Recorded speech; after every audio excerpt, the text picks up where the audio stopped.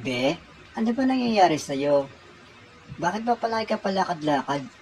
Simula nung sinabi ko sa'yo, na pares kami ni Yaya ay nagdadala kang tao. Ano ba nangyayari sa'yo, Be? May problema ka ba?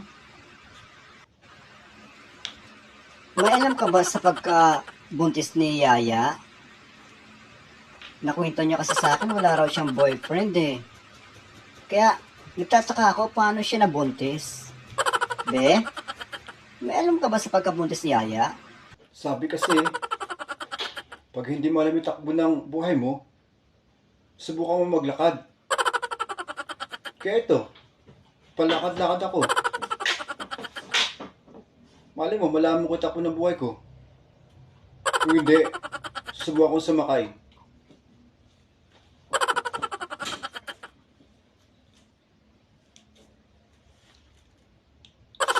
Just one time. Thank you. Good night.